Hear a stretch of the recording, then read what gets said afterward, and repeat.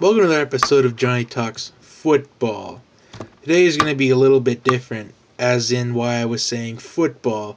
I was doing air quotations, but you couldn't see it because this camera is too small.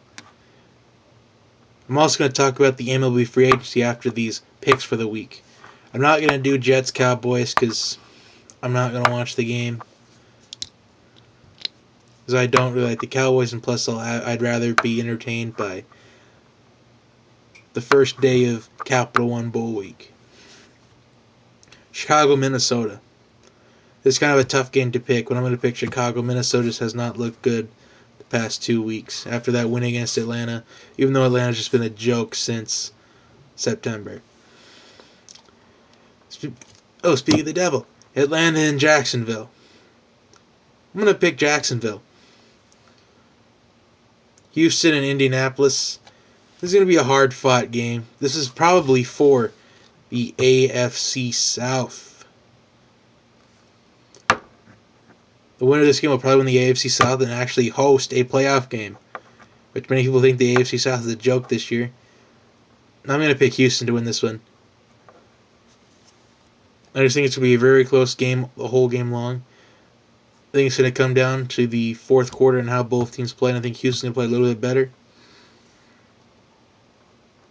So I like Houston. Panthers and the Giants. Calling it right now, Giants going to upset the Panthers. No more undefeated teams left in the NFL. I think the fact that this is in MetLife Stadium, the crowd's going to be very loud.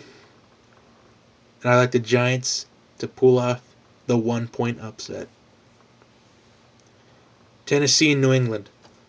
New England is going to win this one. Nothing much to talk about in that one. Brady to Gronk all day in that one. Buffalo, Washington. Now both teams have not really looked good the past couple weeks. Buffalo hasn't looked good ever since the loss to Kansas City. And Washington, you just don't know what to expect out of these Redskins. They're either going to put up a bunch of points, or they're just not going to do anything. So it's really hard to pick this one because you don't know which team is going to show up, like which team's going to have the advantage. There's no really advantage between Buffalo and Washington. I'm going to pick Buffalo to win by 3 points. Kansas City and Baltimore.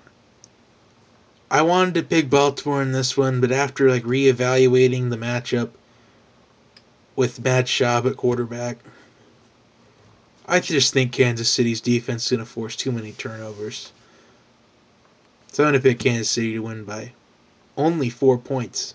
So watch out, Chiefs fans. You may not be safe in this one. Last year was only 10-3. Which just proves that you may have a great defense, but the offense got to win you the games in the playoffs. Cleveland and Seattle. Here's what I see in this one. For the Browns to win this game, they have to throw the football. You have to throw the football at least 40 times to beat Seattle. And with Johnny Manziel quarterback, the Browns have a chance in this. So here's what the Browns got to do. You got to throw it in Richard Sherman's direction, because he is not a good cornerback this year. Remember when he yelled that he was the best corner in the game? Well, there's no Michael Crabtree on the Cleveland Browns, now is there? Throw it in Richard Sherman's direction, because he has this many interceptions this season.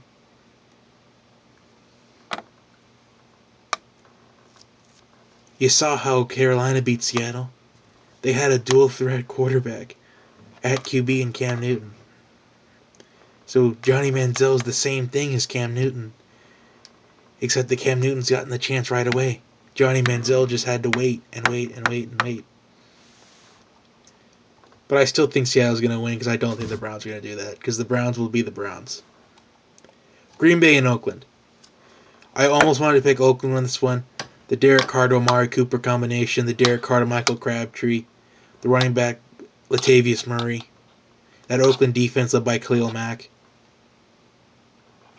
But I think Green Bay is actually going to win a close one. I think Green Bay, after that, I think it was losing 4 out of the last, losing 3 of 4, 4 of 5 And it could have almost been like 4 out of 5 or 5 out of 6. I don't really remember. I don't keep track of records. I just think Green Bay is starting that run they had to the all the way to the Super Bowl a couple years ago. Packers fans know what I'm talking about. Unfortunately, Bears fans know what I'm talking about because Jay Cutler got knocked out in the NFC Championship game that year. And it's cursed the Bears of making the playoffs ever since. And I think they're going to start that run. I think it's going to start right here. Green Bay is going to win at the end of this one, and that's going to start that run to the Super Bowl.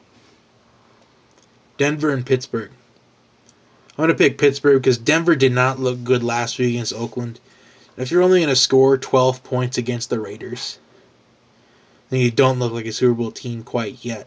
I know Oakland's defense is good, but you're almost guaranteed to score at least 20 on the Raiders.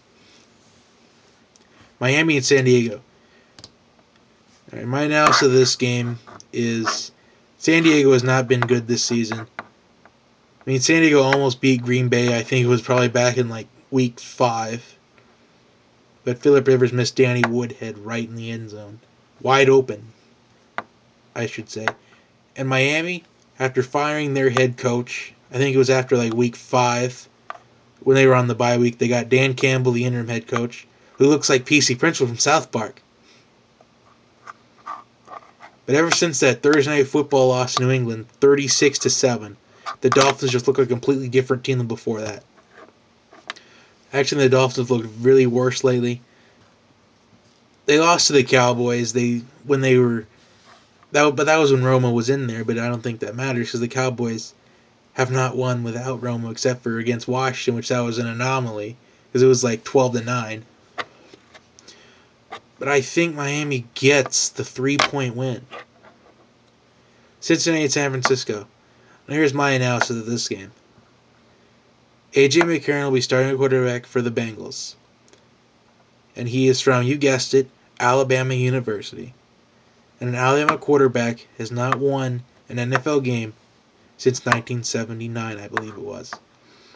And no, Greg Backward does not count because he came in the fourth quarter and threw the game-winning touchdown pass. So that doesn't count. He didn't play the whole game. And on San Francisco's side, you had a huge win against the Bears 2 weeks ago. And then you lost to the Cleveland Browns. And I think the fact that they're in Levi Stadium, even though there's probably only going to be like probably 3,000 fans there, is what people would probably exaggerate. I just think that the Bengals without Andy Dalton are lost. So I like San Francisco to get the 20-13 victory. Arizona and Philadelphia. Now, not many people thought that this was going to be a Sunday night game 3 weeks ago when the Eagles were struggling and the Eagles fans were saying, fire Chip Kelly, fire Chip Kelly. Chip Kelly should have stayed at Oregon. Chip Kelly should have stayed at Oregon. But after a big upset against the Patriots and a win last year against Buffalo and Shady McCoy's return to Philadelphia, but I just think that Arizona with Carson Palmer is just too good to beat. So I like the Cardinals to win this one 31-23. Finally, the Monday night game, Detroit and New Orleans. New Orleans has not looked good in about the past 3 seasons. Detroit, they struggled early on. They had a horrible, horrible start to the season. Almost saying they could have been the second 0-16 team, only to have them be the first 0-16 team. But then they got some wins together, but it's just fallen apart. Even since it's in New Orleans, I'm going to pick the Saints to win this one. I don't think it'll be the best Monday Night Football game ever, but I think it'll be good to watch which team wants the victory more. Neither of these teams are going to the playoffs. This is just for pride. And since we're done with the NFL, we're going to go on to the Major League Baseball free agency and what's been happening the past couple of weeks with the free agent process. So let's start off with something big that happened. David Price is now a part of the Boston Red Sox. With the ridiculous amount of money, probably 100 times more than I'll probably make in my lifetime. Jordan Zimmerman is now part of the Detroit Tigers. Zach Greinke. This was probably the most shocking one. At least at first. It was shocking because it was pretty much he was going to stay in LA or he was just going to go join the rival in the Giants. But then a story came out saying he signed a 6-year deal with the Diamondbacks. Although it kind of does make sense because days before that, they offered Johnny Cueto 6 years for $125 million, and Cueto turned that down. And now that we're going right into Cueto, he is now part of the San Francisco Giants to join a ridiculous pitching squad with the Giants with Samardzija, Bumgarner. Yeah, I'm actually gotta look this up. So I'm not sure. I don't know much about baseball. Sorry if the audio gets messed up a little bit, because my speaker's probably right by the keyboard.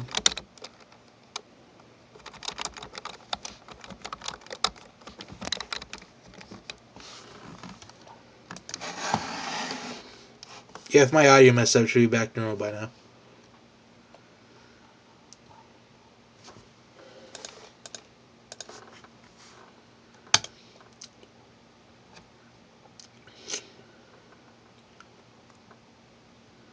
Sorry this is a long video. If you want to pause this, get a snack or something, you can. Okay, here it is. The ridiculous pitching rotation the Giants have. Madison Bumgarner, Cueto, Samardzija, Peavy, Matt Cain, and Chris Heston, who threw a no-hitter against the Mets in June, I believe it was. And just look at who the Giants have. They have Buster Posey, they have Brandon Belt, Hunter Pence, Blanco, and they have a pretty good bullpen too. Now I'm not really gonna get into predictions for next season for baseball until maybe close to March. But as of right now, it looks like the Giants are the team to beat in the whole major leagues.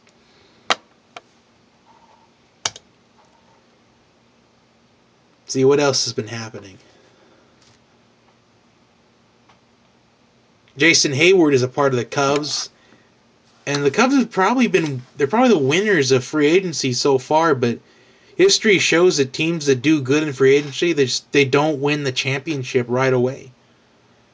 It looks like Madden is he's getting serious. When you sign John Lackey, Jason Hayward, Ben Zobrist, and etc., all in one free agency, you're looking for a championship. But if history says anything, it won't be this year. Sorry, Cubs fans. We've had to say sorry about the past 100+ years.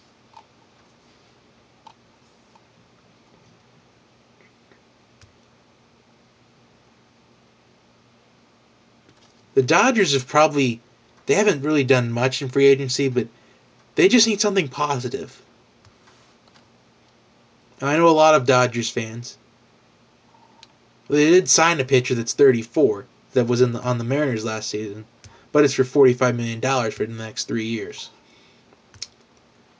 And there was talks that the Dodgers were going to trade for Chapman, but with Chapman's off-the-field issues, it was on hold. And now it looks like the Nationals could be a top target for him. Although we still have some notable free agents left, like Ian Desmond and Chris Davis. And no, not the Chris Davis that had the kick six against Alabama a couple years ago. We still have A.J. Burnett. And we still have Alex Gordon. He'd be a good outfielder for anybody. Although rumor is that he was looking toward Cardinals, Giants, and Angels those were probably the 3 teams we're targeting the most.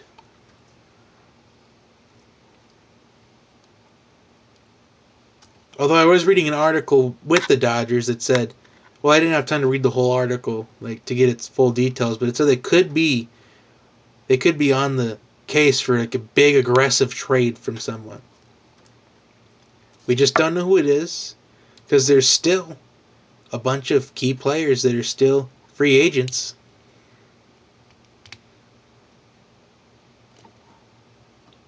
Because there's a bunch of them. Like, anything can happen during this time of the season. And I'm not going to lie, I don't really watch much baseball. So I don't really know if what I'm saying is making sense to people right now.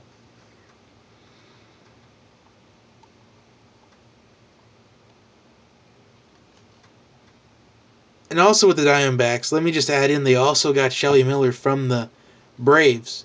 But they had to trade. Dansby Swanson was the first pick in the Major League Baseball draft this past June. Which kind of makes sense, though, because Andrelton Simmons is getting pretty old for the Braves. And he'd be good, like, when Simmons wants an off day, then Swanson can just come right in. So I actually think that's the trade that makes a bunch of sense. Anyway, if anything more happens in the next couple of weeks, I'll make another video about it. Anyway, have a good day, everybody. Be sure to subscribe to my channel. It'd mean a lot. Also, subscribe to Most Valuable Podcast. They're on their quest for 500 by the end of the year. They're almost there. They need about 15 more. Just 15 more people, and they're at 500. Let's get them to 500 because they're my inspiration. They're the reason why I keep making these videos. Anyway, once again, have a good day, everybody.